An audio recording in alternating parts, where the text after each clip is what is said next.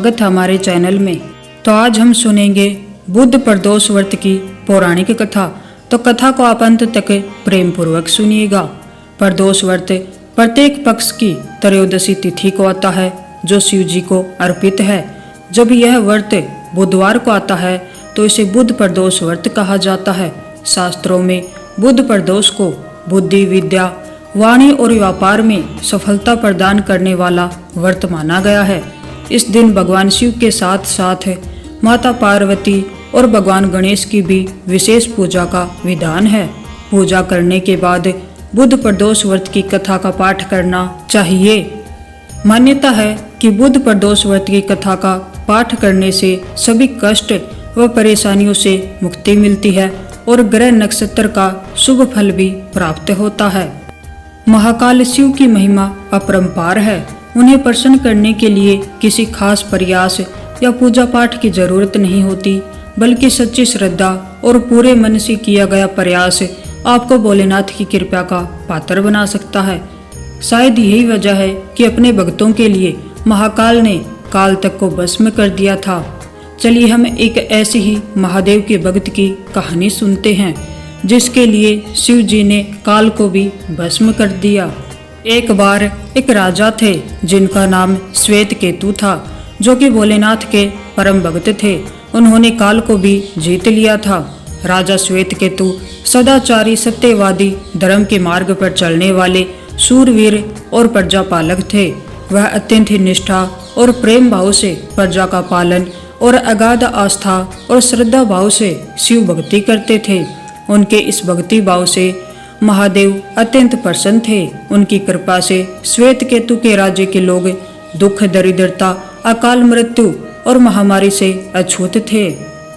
एक दिन जब राजा श्वेत केतु का जीवन काल समाप्त होने को था और वह भोलेनाथ की आराधना में लीन थे, तब चित्रगुप्त ने यमराज से कहा कि राजा श्वेत केतु की आयु अब पूरी हो चुकी है, अब उनके प्राण हरने का समय है। तब यमराज ने अपने दूतों को आज्ञा दी कि वे जाएं और श्वेत केतु के प्राण हर कर लाएं। यमदूत राजा श्वेत केतु के पास पहुंचे तो वह शिव मंदिर में थे। दूत बाहर ही खड़े हो गए। श्वेत केतु गहरे ध्यान में थे। बहुत देर हो गई, न श्वेत केतु का ध्यान टूटा और न ही दूत हिले। दूत बिना अपना काम किए खड़े रहे। जब वे वापस नहीं पहुंचे तो यमराज ने विलंब होते देखा तो काल दंड संभाला और खुद चल पड़े। दूतों के आने में देरी होने के चलते यमराज स्वयं ही राजा श्वेत केतु के प्राण हरने पहुंचे, लेकिन वहां उन्होंने देखा कि वह तो महादेव की साधना में लीन है। अब तो वह भी सोच में पड़ गए कि इसके प्राण कैसे हरें। उन्होंने सोचा कि यह अभी पूरी तरह से शिव पूजा में डूबा है। इस स्थिति में शिव पूजा का उल्लंघन नहीं किया जा सकता। तब वह भी बाहर ही खड़े हो गए। उधर जैसे ही काल को इसकी सूचना मिली तो उन्होंने तलवार निकाली और शिव मंदिर में जा घुसे। काल ने देखा कि राजा श्वेत केतु अभी भी भगवान शिव की साधना में लीन है। वह झपट कर आगे बढ़ा और जैसे ही उसने राजा श्वेत केतु का सिर काटने के लिए तलवार उठाई, शिव ने अपना तीसरा नेत्र खोलकर काल की ओर देखा। भोलेनाथ का तीसरा नेत्र खुलते ही काल वहीं राजा श्वेत केतु के सामने जलकर भस्म हो गया। थोड़ी देर बाद जब राजा श्वेत केतु का ध्यान टूटा, उन्होंने अपनी आंखें खोली तो राख में बदल चुके काल को देखा। उन्हें चिंता हुई कि यह कौन है और क्या है। श्वेत केतु ने भगवान शिव से पूछा, हे भोलेनाथ, ये किसकी राख है? इसे किसने और क्यों जलाया? तब भोलेनाथ ने बताया कि यह काल था जो कि तुम्हारे प्राण हरने आया था। राजा श्वेत केतु ने कहा कि हे महाकाल, यह तो आपकी ही आज्ञा से तीनों लोक में विचरता है, लोक में नियंत्रण रखता है।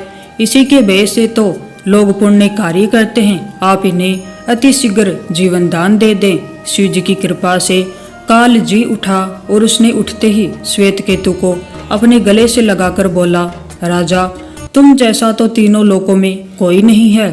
तुमने तो अजय काल को भी जीत लिया।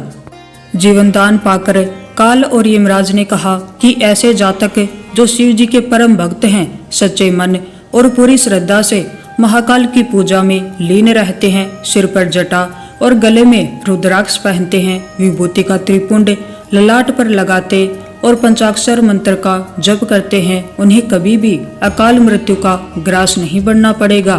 कथा के अनुसार इस आशीर्वाद के बाद श्वेतकेतु ने लंबे समय तक राज किया और फिर महाकाल की कृपा पाकर उनमें ही विलीन हो गए। तो ऐसी है भोलेनाथ की कृपा और उनकी महिमा। चलिए अब सुनते हम बुध प्रदोष व्रत की कहानी। प्राचीन काल की बात है, एक पुरुष का नया नया विवाह हुआ। विवाह के 2 ही दिन हुए थे और उसकी पत्नी अपने मायके चली गई। कुछ दिनों के बाद वह पुरुष पत्नी को लेने उसके मायके गया। बुधवार को जब वह पत्नी के साथ लौटने लगा तो ससुराल पक्ष ने उसे रोकने का प्रयास किया कि विदाई के लिए बुधवार का दिन शुभ नहीं होता है, लेकिन दामाद नहीं माना और पत्नी के साथ बैलगाड़ी में चल पड़ा। विवश होकर सास ससुर ने अपने जमाई और पुत्री को भारी मन से विदा किया। नगर के बाहर पहुंचने पर पत्नी को प्यास लगी तो वह पुरुष लोटा लेकर पानी की तलाश में निकल पड़ा। पत्नी एक पेड़ के नीचे बैठ गई। थोड़ी देर बाद जब वह पुरुष पानी लेकर वापस लौटा तो उसने देखा कि उसकी पत्नी किसी के साथ हंस हंस कर बातें कर रही है और उसके लोटे से पानी पी रही है। उसको क्रोध आ गया। वह निकट पहुंचा तो उसके आश्चर्य का कोई ठिकाना न रहा, क्योंकि उस आदमी की सूरत उसी पुरुष की बाती थी। पत्नी भी सोच में पड़ गई कि उसका असली पति कौन है। धीरे धीरे वहां काफी भीड़ एकत्रित हो गई और सिपाही भी आ गए। हम सकल आदमियों को देखकर वे भी आश्चर्य में पड़ गए। उन्होंने उस स्त्री से पूछा कि उसका पति कौन है, तो वह भी आश्चर्यचकित रह गई और उसने कहा कि मुझे नहीं पता। तब वह पुरुष भगवान शिव से प्रार्थना करने लगा, हे भगवान, हमारी रक्षा करें। मुझसे बड़ी भूल हुई कि मैंने सास ससुर की बात नहीं मानी और बुधवार को पत्नी को विदा करा लिया। मैं भविष्य में ऐसी गलती दोबारा नहीं करूँगा। जैसे ही उसकी प्रार्थना पूरी हुई, दूसरा पुरुष अंतर्ध्यान हो गया। पति पत्नी सकुशल अपने घर पहुँच गए। उस दिन के बाद पति पत्नी नियम पूर्वक बुध त्रयोदशी का व्रत रखने लगे।